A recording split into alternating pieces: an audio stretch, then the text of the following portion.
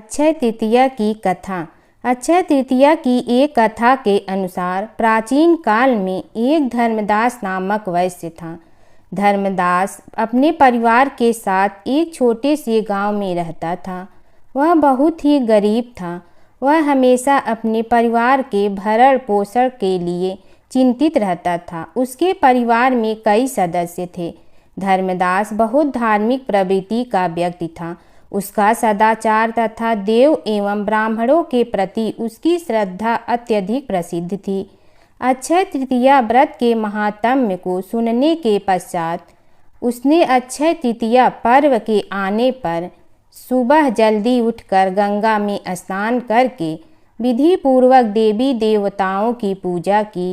व्रत के दिन सामर्थ्य अनुसार जल से भरे घड़े, पंखे, जौ, सत्तू, चावल, नमक, गेहूँ, गुड़, घी, दही, सोना तथा वस्त्र आदि वस्तुएं भगवान के चरणों में रखकर ब्राह्मणों को अर्पित की।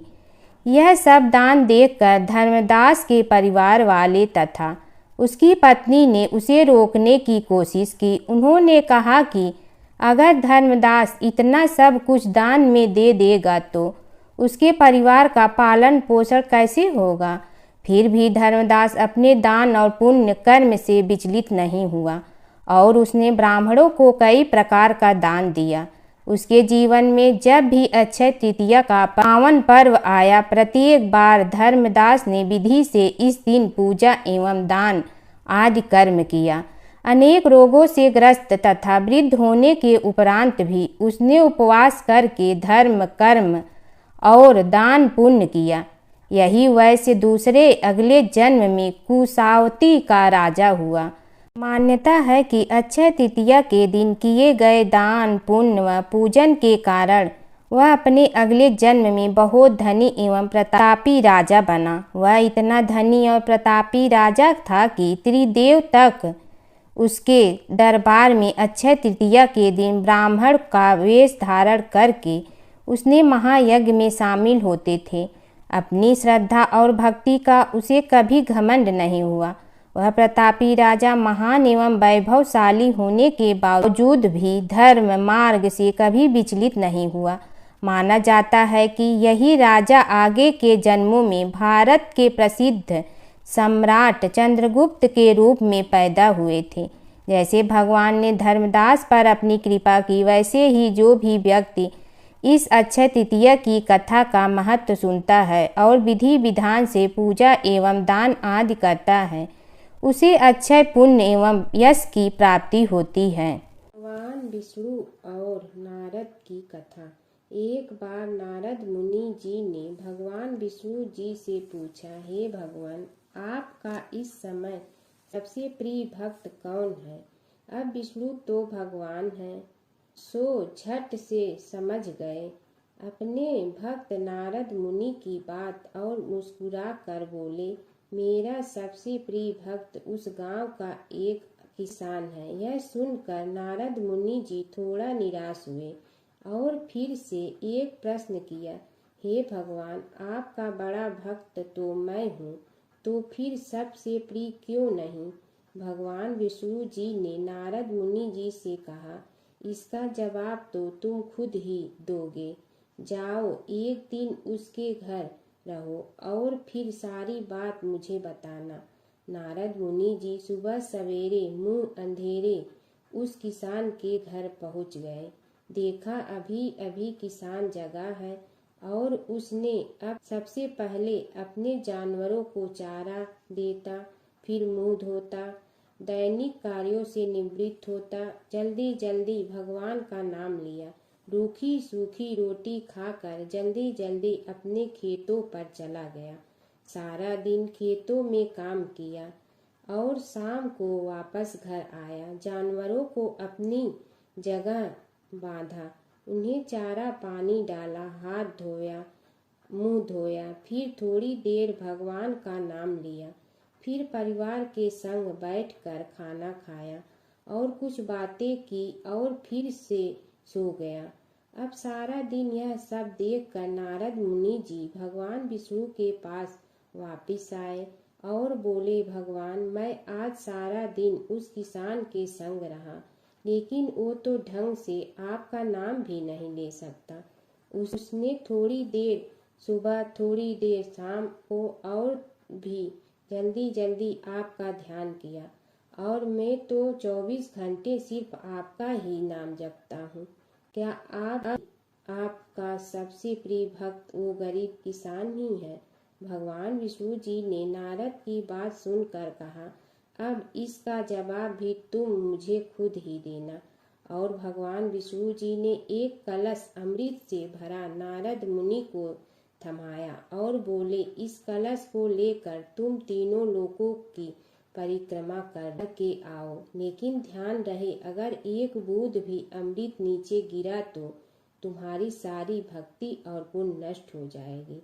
नारद मुनि तीनों लोकों की परिक्रमा करके जब भगवान विष्णु के पास वापस आए तो खुश होकर बोले, भगवान मैंने एक बूंद भी अमृत नीचे नहीं गिरने दिया।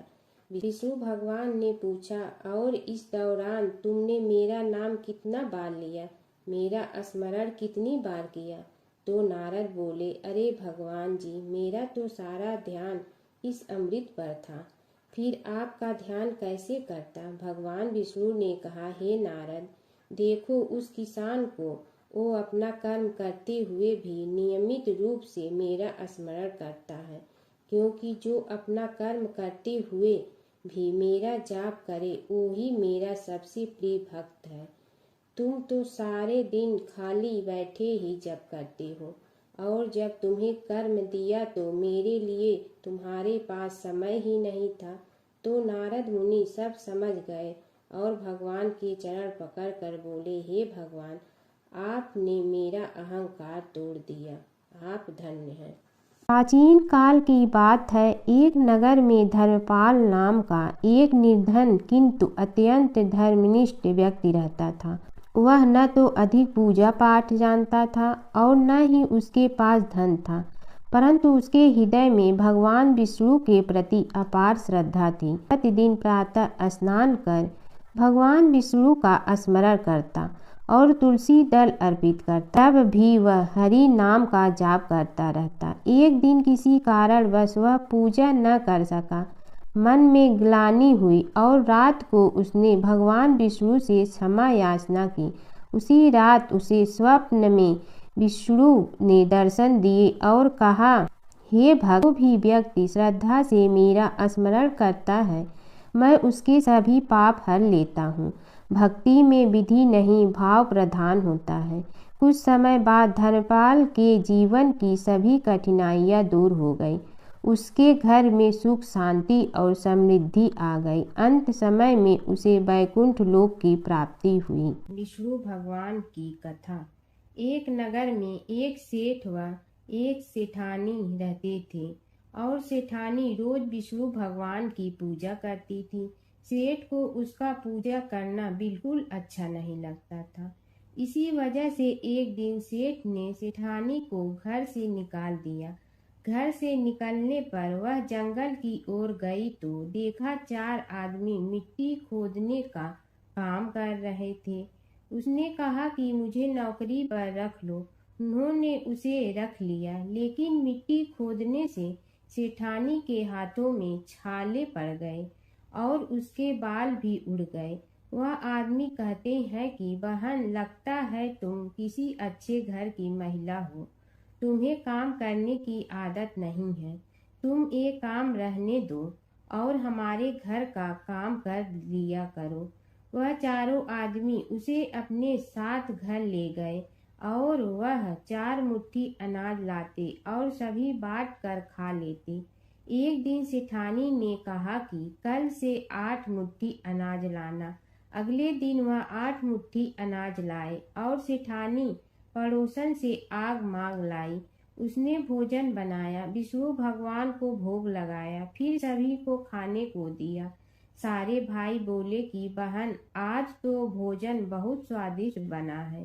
सेठानी ने कहा कि भगवान का जूठा है तो स्वाद तो होगा ही।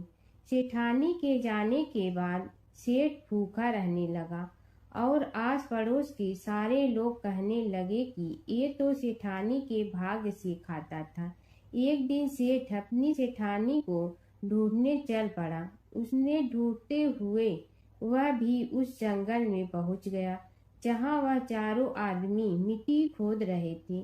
सेठ ने उन्हें देखा तो कहा कि भाई मुझे भी काम पर रख लो।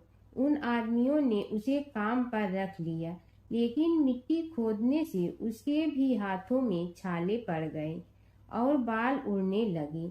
उसकी यह हालत देख चारों बोले कि तुम्हें काम की आदत नहीं है, तुम हमारे साथ चलो और हमारे घर में रह लो।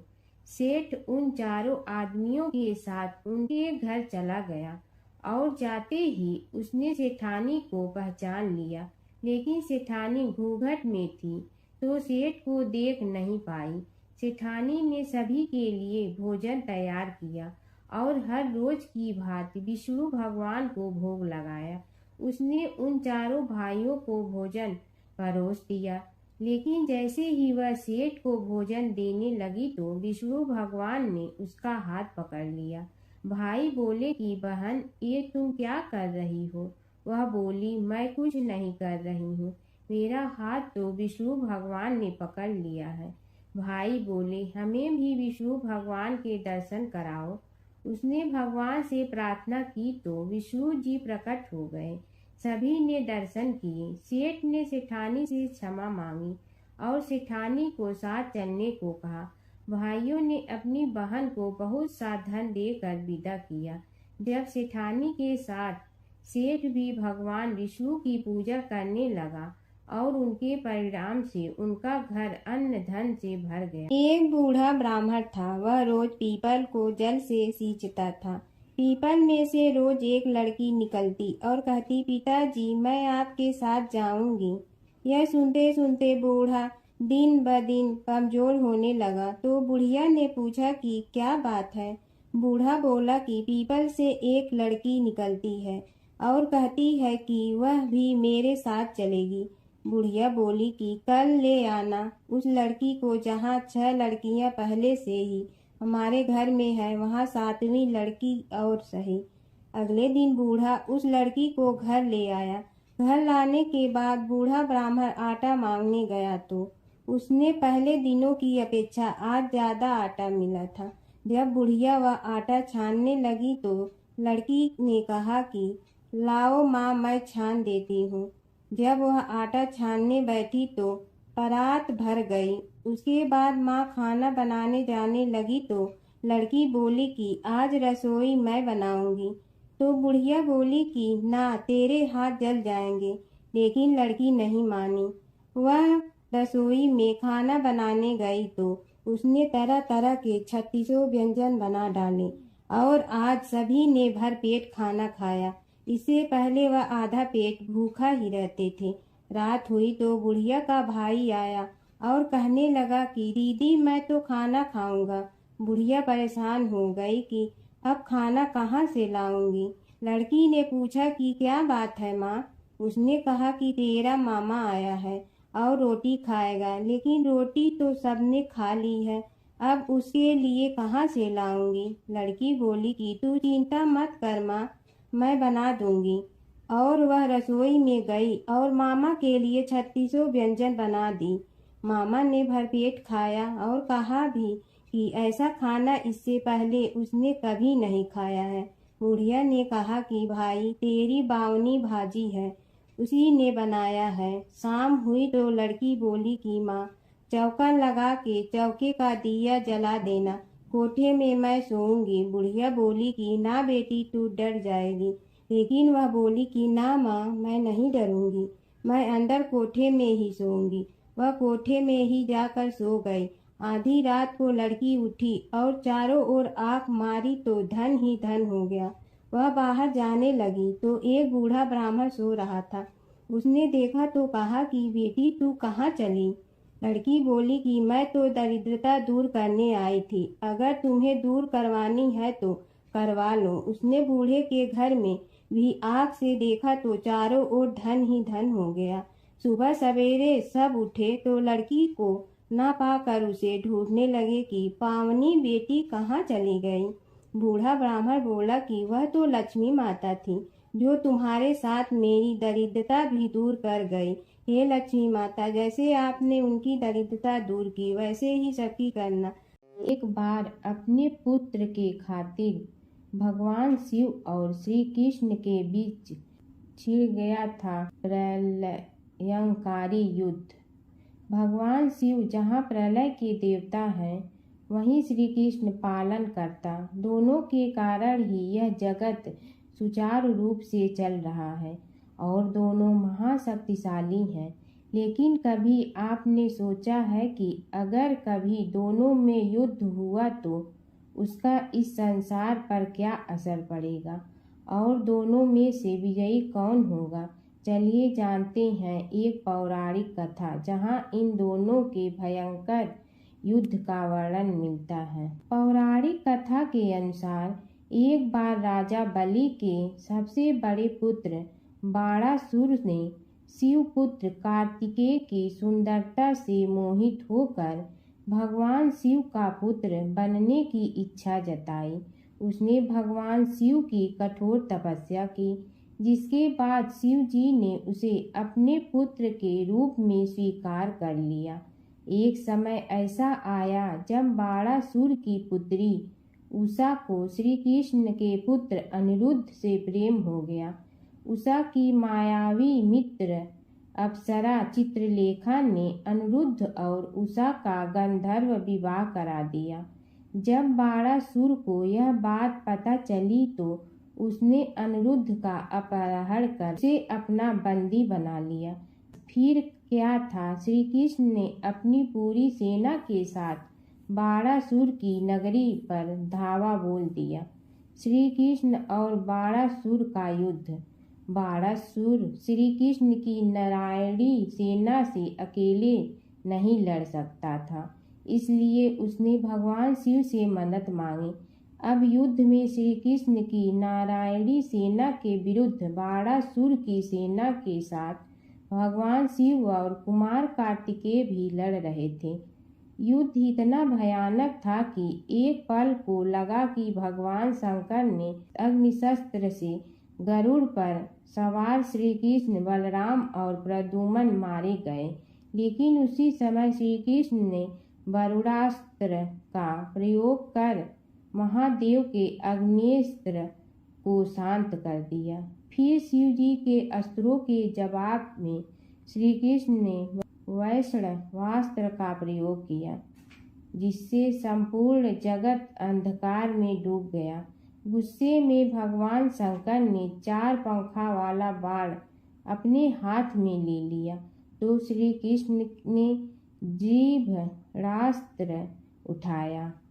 इस तरह यह युद्ध समय के साथ विकराल हो गया और इस युद्ध से समस्त सृष्टि में हाहाकार मच गया।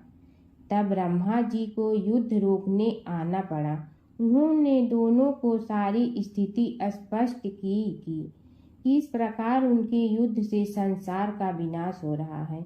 उनके समझाने के बाद महादेव युद्ध में पीछे हट गए, लेकिन कार्तिकेय और बाणासुर भगवान श्री कृष्ण से युद्ध करते रहे। जब श्री कृष्ण ने बाणासुर को परास्त किया, अंत में भगवान श्री कृष्ण ने युद्ध में बाणासुर को पराजित करने के लिए अपना सुदर्शन चक्र प्रयोग किया और उसकी मदद से बाणासुर के सहस्त्र भुजाओं को काट डाला। जैसे ही श्री कृष्ण अपने चक्र से उसका वध करने लगे, कार्तिकेय के साथ महादेव वहां फिर से पहुंच गए, लेकिन इस बार उन्होंने युद्ध करने के बजाय श्री कृष्ण से बाणासुर को माफ करने का अनुरोध किया। भगवान शिव ने श्री कृष्ण से कहा कि मैंने इसे अभय दान दिया है, इसलिए अगर आप इसका वध कर देंगे तो मेरा वचन झूठा पड़ जाएगा। शिव जी के ऐसा कहने पर श्री कृष्ण ने बाणासुर को क्षमा कर दिया और अनिरुद्ध, उषा सहित अपनी पूरी सेना लेकर वहां से चल दिए। बाणासुर को आज भी अजर अमर माना जाता है और बाद में भगवान शिव के उसे अपने गढ़ों में शामिल कर लिया। एक समय की बात है कि विष्णु भगवान का विवाह लक्ष्मी जी के साथ निश्चित हो गया। विवाह की तैयारी होने लगी। सभी देवताओं को निमंत्रण भेजे गए, परंतु गणेश जी को निमंत्रण नहीं दिया। कारण जो भी रहा हो, अब भगवान विष्णु की बारात जाने का समय आ गया। सभी देवता अपनी पत्नियों के साथ विवाह समारोह में आए। उन सब ने देखा कि गणेश जी कहीं दिखाई नहीं दे रहे हैं। तब वे आपस में चर्चा करने लगे कि क्या गणेश जी को कोई न्योता नहीं दिया है या स्वयं गणेश जी ही नहीं आए हैं। सभी को इस बात पर आश्चर्य होने लगा। तभी सब ने विचार किया कि विष्णु भगवान से ही इसका कारण पूछा जाए। विष्णु भगवान से पूछने पर उन्होंने कहा कि हमने गणेश जी के पिता भोलेनाथ महादेव को न्योता भेजा है। यदि गणेश जी अपने पिता के साथ आना चाहते हैं तो आ जाते। अलग से न्योता देने की कोई आवश्यकता भी नहीं थी। दूसरी बात यह है कि उनको 1.25 मन मूंग, 1.25 मन चावल, 1.25 मन घी और 1.25 मन लड्डू का भोजन दिन भर में चाहिए। यदि गणेश जी नहीं आएंगे तो कोई बात नहीं। दूसरे के घर जाकर इतना सारा खाना पीना अच्छा भी नहीं लगता। इतनी वार्ता कर ही रहे थे कि किसी एक ने सुझाव दिया, यदि गणेश जी आ भी जाए तो उनके द्वारपाल बनाकर बैठा देंगे कि आप घर की याद रखना। आप तो चूहे पर बैठकर धीरे धीरे चलोगे तो बारात से बहुत पीछे रह जाओगे। यह सुझाव भी सबको पसंद आ गया तो विष्णु भगवान ने भी अपनी सहमति दे दी। होना क्या था कि इतने में गणेश जी वहां आ पहुंचे और उन्हें समझा बुझा कर घर की रखवाली करने बैठा दिया गया। बारात चल रही थी, तब नारद जी ने देखा कि गणेश जी तो दरवाजे पर ही बैठे हुए हैं। तो वे गणेश जी के पास गए और रुकने का कारण पूछा। गणेश जी कहने लगे कि विष्णु भगवान ने मेरा बहुत अपमान किया है। नारद जी ने कहने लगे कि अपनी मूसक देना को आगे भेज दे तो वह रास्ता खोद देगी, जिससे उनके वाहन धरती में धंस जाएंगे। तब आपको सम्मान पूर्वक बुलाना पड़ेगा। अब तो गणेश जी ने अपनी मूसक सेना जल्दी से आगे भेज दी और सेना ने जमीन पोली कर दी। जब बारात वहां से निकली तो रथों के पहिए धरती में धंस गए। लाख कोशिश करे परंतु पहिए नहीं निकले। सभी ने अपने अपने उपाय किए परंतु पहिए तो नहीं निकले, बल्कि जगह जगह से टूट गए। किसी की समझ में नहीं आ रहा था कि अब क्या किया जाए। तब तो नारद जी ने कहा, आप लोगों ने गणेश जी का अपमान करके अच्छा नहीं किया। यदि उन्हें मना कर लाया जाए तो आपका कार्य सिद्ध हो सकता है और यह संकट टल सकता है। शंकर भगवान ने अपने दूत नंदी को भेजा और वे गणेश जी को लेकर आए। गणेश जी का आदर सम्मान के साथ पूजन किया। तब कहीं रथ के पहिए निकले। अब रथ के पहिए निकल के परंतु टूट फूट गए तो उन्हें सुधारे गए।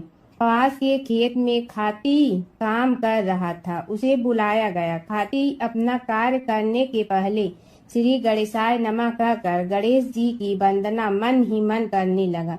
देखते ही देखते खाती ने सभी पहियों को ठीक कर दिया। तब खाती कहने लगा कि हे देवताओं, आपने सर्वप्रथम गणेश जी को नहीं मनाया होगा और न ही उनकी पूजन की होगी, इसीलिए तो आपके साथ यह संकट आया है। हम तो मूर्ख अज्ञानी हैं, फिर भी पहले गणेश जी को पूजते हैं, उनका ध्यान करते हैं। आप लोग तो देवतागण हैं, फिर भी आप गणेश जी को कैसे भूल गए। अब आप लोग भगवान श्री गणेश जी की जय बोल कर जाएं तो आपके सब काम बन जाएंगे और संकट कट जाएंगे।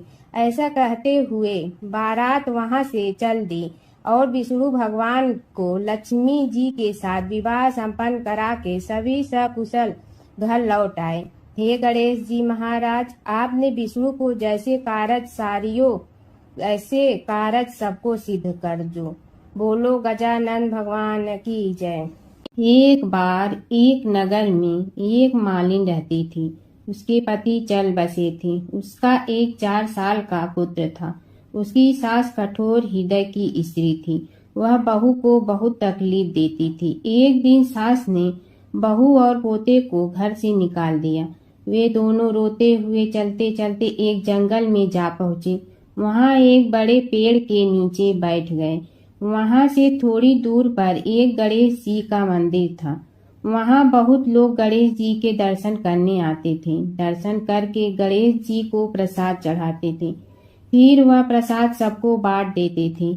इस प्रसाद से माँ बेटे का गुजारा होने लगा। दोनों गणेश जी की पूजा पाठ में लग गए। एक दिन उन्होंने सोचा क्यों न हम भी जंगल से फूल लाकर बेचें। वे रोज जंगल से फूल लाकर उसकी माला बनाकर बेचने लगे। साथ में पूजा की सामग्री और प्रसाद भी बेचने लगे। इससे उनको आमदनी होने लगी। गणेश जी की कृपा से आमदनी बढ़ने लगी। जल्दी ही उन्होंने एक मकान और एक दुकान बना लिया। एक राजा की लड़की मंदिर में रोज पूजा करने आती थी। मालिन के बेटे को देखकर राजकुमारी उस पर मोहित हो गई और उसे विवाह करने की सोचने लगी। उसने अपनी भाभी से अपने मन की बात कही। भाभी अनुभवी थी। उसने कहा, ये तो मालिन का बेटा है और तुम एक राजा की बेटी हो। यदि तुमने उससे विवाह किया तो तुम्हारी बहुत बेइज्जती होगी। पर राजकुमारी अपनी बात पर अड़ी रही। उसने कहा, मैंने तो प्रतिज्ञा कर ली है कि उसी से विवाह करूंगी। भाभी ने घर जाकर सारी बात राजा को बता दी। राजा ने मना नहीं किया और विवाह के लिए तैयार हो गए। उन्होंने बड़े धूमधाम से बेटी का विवाह मालिन के बेटे के साथ कर दिया। मालिन ने सबसे पहले बेटे बहू को गणेश जी के मंदिर में ले जाकर पूजा पाठ करवाया और गणेश जी का आशीर्वाद दिलवाया। इसके बाद पूरे नगर में यह बात फैल गई कि गणेश जी की पूजा करने से सब दुख कष्ट दूर हो जाते हैं। इस बात पर सुनते ही नगर के सभी लोग मंदिर आने लगे। मालिन और उसके बेटे की बिक्री और बढ़ गई। उधर उसकी सास के बुरे दिन आ गए। अन्नदाता उससे रूठ गए और वह भूखों मरने लगी। एक दिन वह रोती धोती उसी गणेश जी के मंदिर में आ पहुंची। वहां वह मालिन के बेटे से बोली, मैं भूखी हूँ, मुझे रोटी कपड़ा दे दो, इसके बदले में तुम्हारा सारा काम कर दूंगी। लड़के को दया आ गई और उसे काम पर रख लिया। उसने अपनी दादी को नहीं पहचाना। जब मालिन घर आई तो उसने सास को पहचान लिया। वह सास से बोली, सासू जी आप यहाँ कैसे? सास ने पोते की तरफ इशारा करके कहा, मेरी इस सेठ के यहाँ नौकरी लग गई है। बहू बोली, यह आपका पोता है और यह घर भी आपका ही है, यह दुकान भी आपकी ही है। जब आपने हमें घर से निकाला तब गणेश जी ने हमारी रक्षा की। बहू की बात सुनकर सास बोली, मेरी करनी मैं भोगूंगी। बहू बोली, सासू जी अब आप हमारे यहाँ रहो और पोते का सुख देखो। हे गणेश जी महाराज, जैसा सुख आपने मालिन को दिया वैसा ही सुख सबको देना। प्राचीन काल की बात है। नैमिषारण्य क्षेत्र में ऋषि महर्षि और साधु संतों का समाज जुड़ा था। उसमें श्री सूत जी भी विद्यमान थे। शौनक जी ने उनकी सेवा में उपस्थित होकर निवेदन किया कि हे अज्ञान रूप घोर तिमिर को नष्ट करने में करोड़ों सूर्यों के समान प्रकाशमान श्री सूत जी हमारे कानों के लिए अमृत के समान जीवन प्रदान करने वाले कथा तत्व का वर्णन कीजिए। हे सूत जी, हमारे हृदयों में ज्ञान के प्रकाश की वृद्धि तथा भक्ति, वैराग्य और विवेक की उत्पत्ति जिस कथा से हो सकती हो वह हमारे प्रति कहने की कृपा कीजिए। शौनक जी की जिज्ञासा से सूत जी बड़े प्रसन्न हुए। पुरातन इतिहासों के स्मरण से उनका शरीर पुलकायमान हो रहा था। वे कुछ देर उसी स्थिति में विराजमान रहकर कुछ विचार करते रहे और अंत में बोले, शौनक जी, इस विषय में आपके चित्त में बड़ी जिज्ञासा है। आप धन्य हैं जो सदैव ज्ञान की प्राप्ति में तत्पर रहते हुए विभिन्न पुराण कथाओं की जिज्ञासा रखते हैं। आज मैं आपको ज्ञान के परम स्रोत रूप श्री गणेश जी का जन्म कर्म रूप चरित्र सुनाऊंगा। गणेश जी से ही सभी ज्ञानों सभी विद्याओं का उद्भव हुआ है। अब आप सावधान चित्त से विराजमान हो। श्री गणेश जी के ध्यान और नमस्कार पूर्वक उनका चरित्र श्रवण करें। नमस्तस्मै गणेशाय ब्रह्मा विद्या प्रदायिनी यनागस्त्यसमः साक्षात विघ्न सागर सोषणे। कैसे हैं वे श्री गणेश जो सभी प्रकार की ब्रह्म विद्याओं को प्रदान करने वाले अर्थात ब्रह्मा के सगुण और निर्गुण स्वरूप पर प्रकाश डालने और जीव ब्रह्मा का अभेद प्रतिपादन करने वाली विद्याओं के दाता हैं। वे विघ्नों के समुद्रों को महर्षि अगस्त्य के समान शोषण करने में समर्थ हैं, इसलिए उनका नाम विघ्न सागर शोषक के नाम से प्रसिद्ध है। मैं उन भगवान श्री गणेश जी को नमस्कार करता हूँ।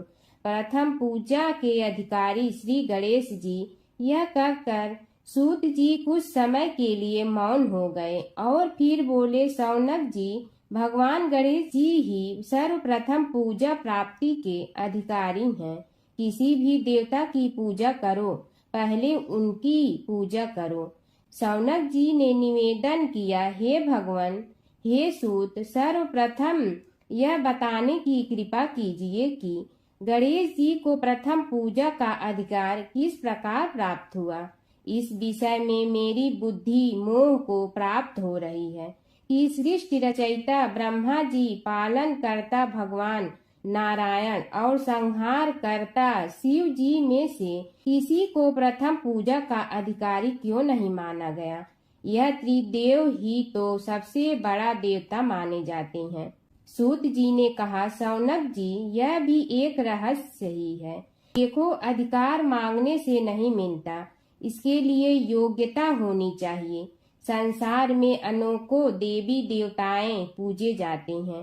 पहले जो जिसका इष्ट देव होता है वह उसी की पूजा किया करता है। इससे बड़े देवताओं के महत्व में कमी आने की आशंका उत्पन्न हो गई। इस कारण देवताओं में परस्पर विवाद होने लगा।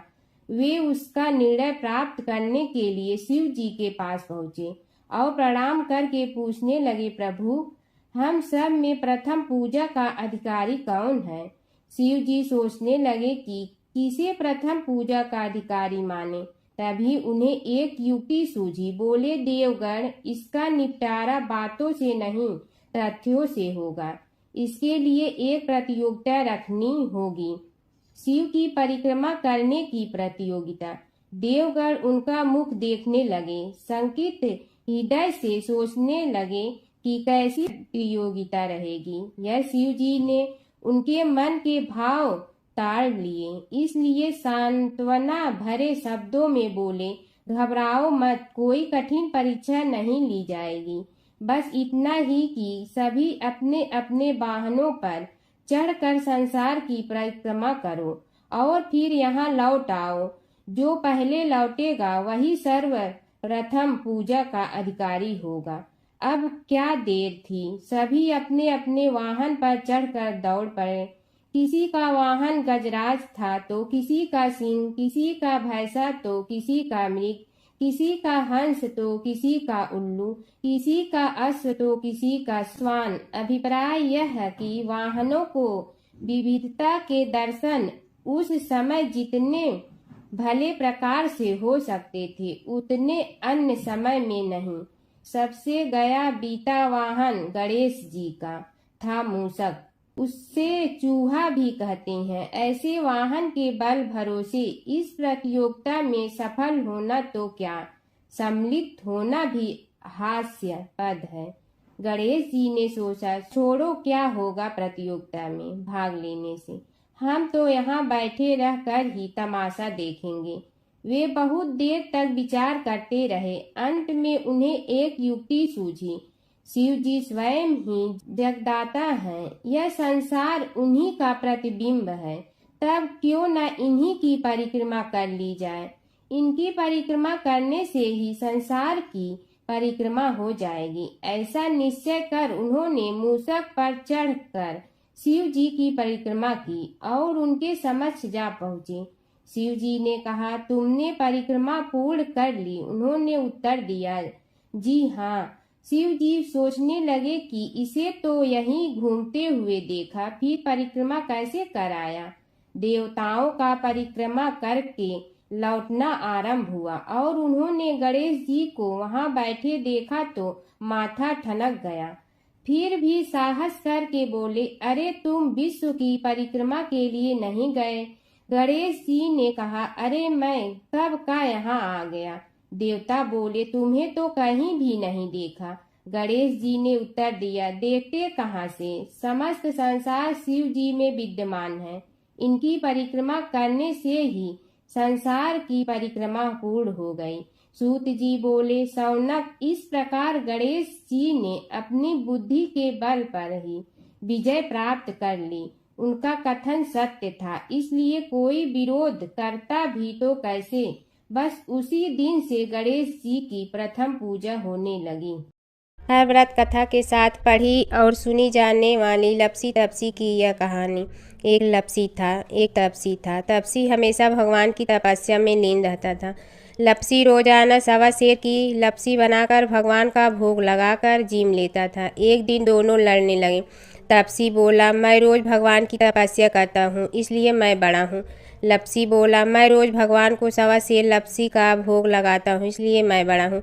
नारद जी वहाँ से गुजर रहे थे। दोनों को लड़ता देखकर उनसे पूछा कि तुम क्यों लड़ रहे हो।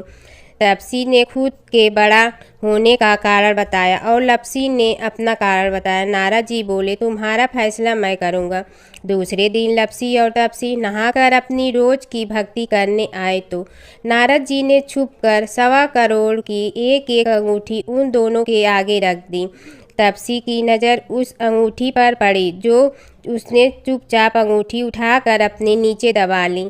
तब लपसी की नज़र अंगूठी पर पड़ी, लेकिन उसने ध्यान नहीं दिया। भगवान को भोग लगाकर लपसी खाना खाने लगा। नारद जी सामने आए तो दोनों ने पूछा कि कौन बड़ा, तो नारद जी ने तपसी से खड़ा होने को कहा। वो खड़ा हुआ तो उसने नीचे दबी अंगूठी दिखाई पड़ी। नारद जी ने लपसी से कहा, तपस्या करने के बाद भी तुम्हारी चोरी करने की आदत नहीं गई, इसलिए लपसी बड़ा है और तुम्हें तुम्हारी तपस्या का कोई फल भी नहीं मिलेगा। तपसी शर्मिंदा होकर माफ़ी मांगने लगा। उसने नारद जी से पूछा, मुझे मेरी तपस्या का फल कैसे मिलेगा। नारद जी ने कहा, यदि कोई गाय और कुत्ते की रोटी नहीं बनाएगा तो फल तुम्हें मिलेगा। यदि कोई ब्राह्मण को भोजन करवा कर दक्षिणा नहीं देगा तो फल तुम्हें मिलेगा। यदि कोई साड़ी के साथ ब्लाउज नहीं देगा तो फल तुझे मिलेगा। यदि कोई दिए से दिया जलाएगा तो फल तुम्हें मिलेगा। यदि कोई सारी कहानी सुने लेकिन तुम्हारी कहानी नहीं सुने तो फल तुझे मिलेगा। उसी दिन से हर व्रत कथा कहानी के साथ लपसी तपसी की कहानी भी सुनी और कही जाती है। ओम जय जगदीश हरे, स्वामी जय जगदीश हरे। भक्त जनों के संकट क्षण में दूर करे। ओम जय जगदीश हरे। जो ध्यावे फल पावे, दुख बिन दे मन का। सुख संपत्ति घर आवे, कष्ट मिटे तन का। ओम जय जगदीश हरे। मात पिता तुम मेरे, शरण कहूँ किसकी। तुम विनय और न दूजा, आस करूँ जिसकी। ओम जय जगदीश हरे। तुम पूर्ण परमात्मा, तुम अंतर्यामी। पार ब्रह्म परमेश्वर, तुम सबके स्वामी। ओम जय जगदीश हरे। तुम बिंदा के सागर, तुम पालन करता। मैं मूर्ख कल काम, कृपा करो भरता। ओम जय जगदीश हरे। तुम हो ये कय गोचर, सबके प्राणपति। किस विधि मिलूं दया में, तुमको मैं कुमति। ओम जय जगदीश हरे। दीन बंधु दुख हरता, तुम रक्षक मेरे। अपने हाथ उठाओ, द्वार पड़ा तेरे। ओम जय जगदीश हरे। विषय विकार मिटा पाप हरो देवा, श्रद्धा भक्ति बढ़ा संतन की सेवा। ओम जय जगदीश हरे। तन मन धन सब तेरा, स्वामी सब कुछ है तेरा। तेरा तुझको अर्पण क्या लागे मेरा। ओम जय जगदीश हरे। जय जगदीश हरे। स्वामी जय जगदीश हरे। भक्त जनों के संकट टलने दूर करे। ओम जय जगदीश हरे। स्वामी जय जगदीश हरे।